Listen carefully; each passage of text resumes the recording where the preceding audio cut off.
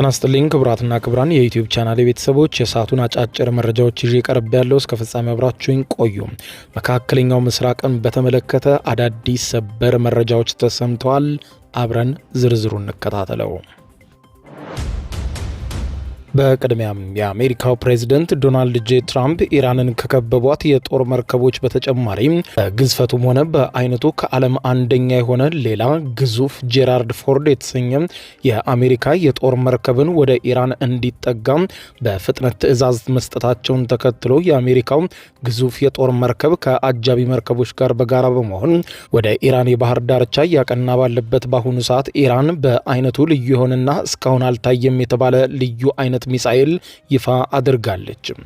የዋሽንግተንና የቴሄራን ውጥረት ወደ አዲስና አስፈሪ ምዕራፍ መሸጋገሩን የዜና ገጾች እየተናገሩ ሲሆን ፕሬዝዳንት ዶናልድ ጄ ትራምፕ ከእስራኤሉ ጠቅላይ ሚኒስትር ቤንያሚን ኔታንያሁ ጋር ከተወያዩ ከአንድ ቀን በኋላ የዓለማችን ግዙፍ የጦር መርከብ የሆነውን ዩኤስኤስ ጄራርድ ፎርድ ወደ መካከለኛው ምስራቅ እንዲንቀሳቀስና በኢራን አቅራቢያ የሚገኙ ግዙፍ የጦር ማዕበሎችን ተቀላቅሎ እንዲቆም ትዕዛዝ ሰጥተዋል። አሶሺየትድ ፕሬስ እንደዘገበው ከሆነ ይህ የአሜሪካ እርምጃ ለኢራን የተሰጠ የመጨረሻ ማስጠንቀቂያ ተደርጎ ተወስዷል ብሎታል። ፕሬዚደንት ዶናልድ ጄ ትራምፕ ከዚህ ቀደም በሰጡት ትዕዛዝ በካሪቢያን ባህር ላይ ለቬንዙዌላ ተጠግታ ቆማ ቬንዙዌላን ስታስጨንቅ የነበረችው በዓለም በግዝፈቷ ተወዳዳሪ የሌላትና ዩኤስኤስ ጄራርድ ፎርድ ተብላ የምትጠራው በርካታ የጦር አውሮፕላኖችን በላዩ ላይ መሸከም የምትችለው ግዙፍ የጦር መርከብ ነው በፍጥነት ወደ ኢራን እንድትሄድና በኢራን ባህር ዳርቻ ካሉ የአሜሪካ የጦር መርከቦች ጋር እንድትቀላቀል ትዕዛዝ የሰጡት።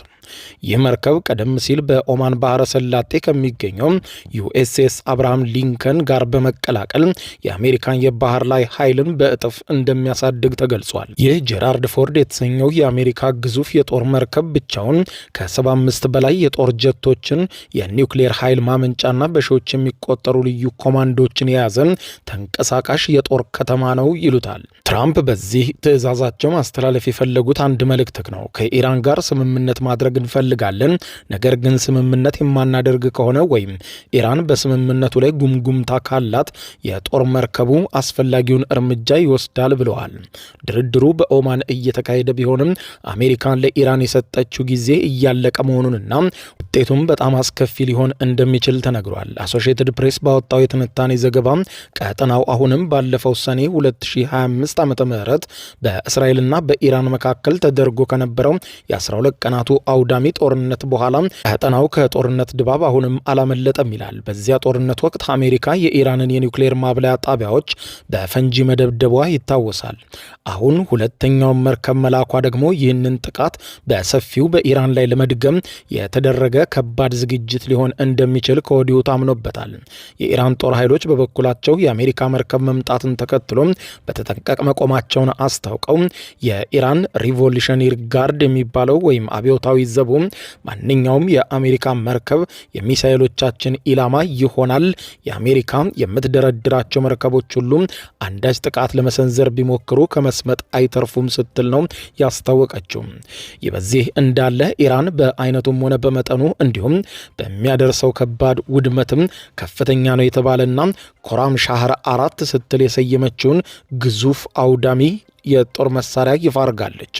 ይኸውም በክልሉ የረዥም ርቀት ሚሳኤል ስርዓቶች ቀዳሚ የሆነው ኢራን ሚዲያዎችም እንደዘገቡት ከሆነ ኢላማ ይስቴ ነው በማለት የገለጹለትና ጥቃት ለማድረስ እስከ 2000 ኪሎ ሜትር ማለትም 1240 ማይልስ ርቀት የሚምዘገዘግና 1500 ኪሎ ግራም የጦር ጭንቅላት የመሸከም አቅም ያለው ሲሆን መሳሪያውን አስመልክቶ ኢራን በመንግስት መገናኛ ብዙሃን በሆነው ፕሬስ ቲቪ ባወጣችው መግለጫ እንዳለችው ከሆነ እጅግ የላቀ የረዥም ርቀት ባላስቲክ ሚሳኤል ነው ብለውታል።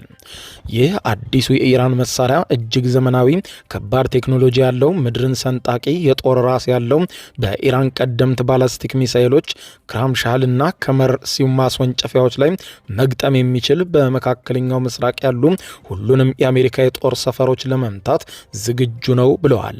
ይህ በክልሉ የረዥም ርቀት ሚሳኤሎች ስርዓት ቀዳሚ ነው የተባለለት ኮራም ሻህር 4 የተባለው 2000 ኪሎ ሜትር የሚምዘ የሚዘገዘገው ይሄው የጦር መሳሪያ ኢራን ለመጀመሪያ ጊዜ ጥቅም ላይ አውላው ራሷን ለመከላከል እንደምትጠቀምበት እየገለጸች ነው። በኢራን አብዮታዊ ዘብ ከፍተኛ የጦር አዛዦች ታጅቦ በድምቀት ይፋ የሆነው ኮራም ሻህ 4 ወይም ሃይበር የተባለው ባላስቲክ ሚሳኤል የቴህራንን ወታደራዊ ዶክትሪን ከመከላከል ወደ ማጥቃት ስልት ያሸጋገረ ታሪካዊ ክስተት ነው ስትል ነው ኢራን ያወደሰችው። በቴክኖሎጂው ረገድ ይህ ሚሳኤል የኢራንን ሚሳኤል ምህንድስና ጥበብ ጣሪያ አስነክቶታል በማለት ያሞካሸችው ሲሆን እስከ 2000 ኪሎ ሜትር መወርወርና ኢላማ የማይስት ነው ብለዋል። ፋርስ የዜና ወኪል እንደዘገበው ከሆነ ኢራን በአብዮታዊ ጥበቃ ኮርፕስ የጠፈር ትዕዛዝ ውስጥ አዲስ የመሬት ውስጥ ሚሳኤል ከተማ ያቋቋመች መሆኑን ገልጻ በተለይም ኢራን ከመሬት በታች ያላት ክምችትና የጦር መሳሪያ ክምችቶቿ ሰፊ መሆናቸው ይነገራል። ይህንንም ተከትሎ ነው ስጋት የገባት እስራኤል በአሜሪካና በኢራን ድርድር መሃል የኒውክሌር ጉዳይ ብቻ ሳይሆን መካተት ያለበት የሚሳኤል ክምችት ጉዳይ ነው በማለትም አሳስባለች። ይህ በዚህ እንዳለ የኢራን የኒውክሌር ውጥረት ወደ ጦርነት እያመራ ባለበት በዚህ ሰዓት ቻይና የአሜሪካን አዲሱ ከፍተኛ በጽኑ አውግዘዋለች። የቻይና መንግስት የዜና ወኪል የሆነው ዥንዋ ዛሬ ባወጣው መግለጫ እንዳለው ከሆነም ቤጂንግ አሜሪካን በኢራን ላይ የጣለችውን አዲስ ማዕቀብ ህገወጥና ተቀባይነት የሌለው ሲል አጣጥሎታል። የቻይና ቁጣ የተሰማው የአሜሪካ እጅ መሰብሰብ አለበት በሚል ርዕስ ባወጣችው መግለጫ ነው። የቻይና ውጭ ጉዳይ ሚኒስትር ቃል አቀባይ ባወጡት መግለጫ አሜሪካ ዓለም አቀፍ ህግን በመተላለፍ በኢራንና ከኢራን ጋር የንግድ ግንኙነት ባላቸው ሶስተኛ ወገኖች ላይ የምትወስደውን እርምጃ አጥብቀን እንቃወማለን ያሉ ሲሆን ቻይና የአሜሪካን እርምጃ የረዥም እጅ አገዛዝ ስትል የገለጸችው ሲሆን ይህም አሜሪካ የራሷን ህግ በሌሎች ሉዓላዊ ሀገራት ላይ ለመጫን የምታደርገው ሙከራ ነው ብለውታል። የቻይና ኩባንያዎች ጥበቃን በተመለከተም አዲሱ የአሜሪካ ማዕቀብ የኢራንን ነዳጅ ያጓጉዛሉ የተባሉ የቻይና መርከቦችና ኩባንያዎችን ኢላማ ያደረገ በመሆኑ ቻይና የዜጎቻችንና የኩባንያዎቻችንን ህጋዊ መብት ለመጠበቅ አስፈላጊውን እርምጃ ሁሉ እንወስዳለን የሚል ማስጠንቀቂያ ሰጥታለች። መግለጫው አክሎም እንዳትተወው የአሜሪካ ማዕቀብና ወታደራዊ ማስፈራሪያ ችግሩን ያባብሰዋል እንጂ መፍትሄ አይሆንም ብለዋል ተንታኞች። ቻይና ሁሉም ወገኖች በተለይም አሜሪካ ስሜታዊነትን ቀንሰው ወደ ኒውክሌር ስምምነቱ ጠረጴዛ እንዲመለሱና ልዩነቶችን በዲፕሎማሲ መንገድ ብቻ እንዲፈቱ አሳስባለች። ማዕቀብ መጨመርና የጦር መርከብ ማንቀሳቀስ ቀጠናውን ወደማይቀለበስ እልቂት እንደሚገፋፋው የቻይናው ዢንዋ የዜና ወኪል ያወጣው ትንታኔ ይጠቁማል። የሆነው ሆኖም ኢራን ላይ ጥቃት የሚደርስ ከሆነ የመጀመሪያ ተጎጂ የምትሆነው ቻይና ነው።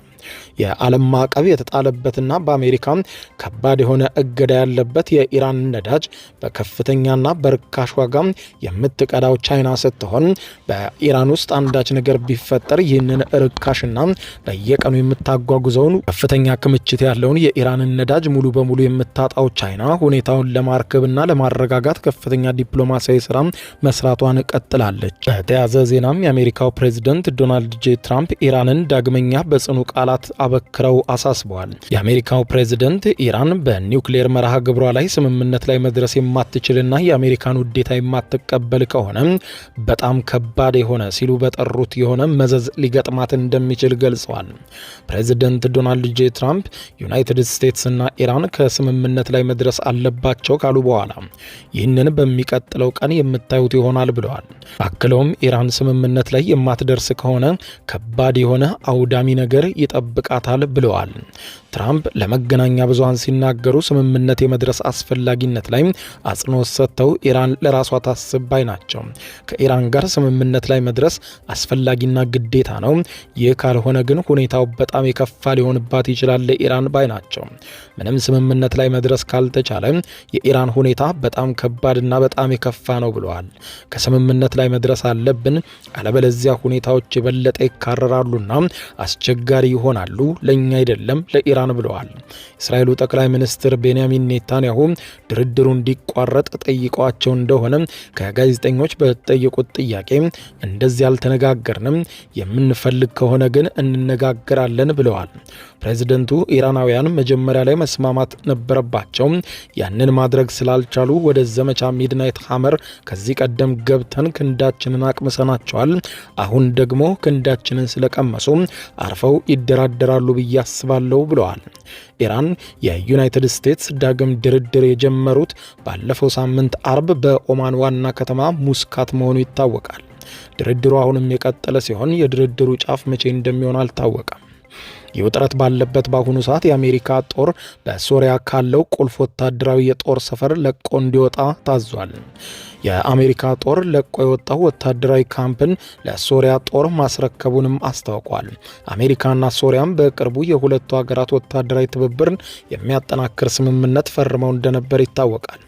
አልታንፍ የተባለው ወታደራዊ ጦር ሰፈር በሶሪያም በዮርዳኖስና በኢራቅ ድንበር አቅራቢያ የሚገኝ ነበር። ወታደራዊ ጦር ሰፈሩ የተመሰረተው በአውሮፓውያኑ 2014 የነበረ ሲሆን በሶሪያ የእርስ በርስ ጦርነት ላይ በነበረችበት ወቅት ነው።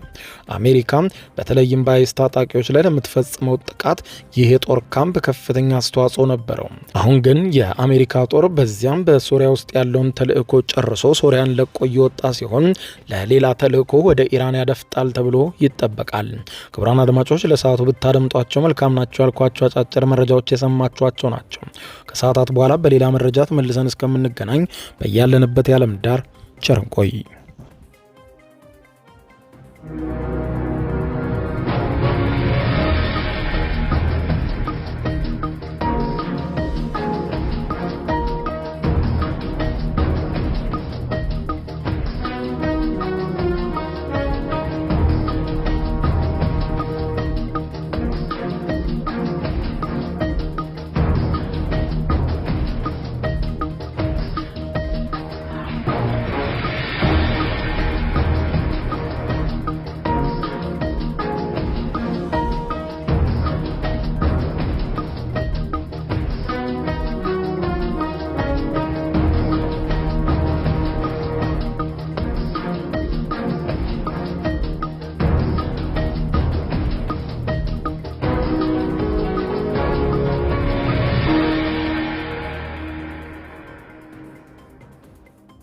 የዩቲዩብ የስኬት ሚስጥሮችን በዝርዝር የያዘው የአቤል ብርሃኑ የወይኗ ልጅ መጽሐፍ ሁለተኛ እትም በገበያ ላይ። ዩቲዩብ ለመጀመር በአጭር ጊዜ ስኬትን ለመቀዳጀት አስበዋል?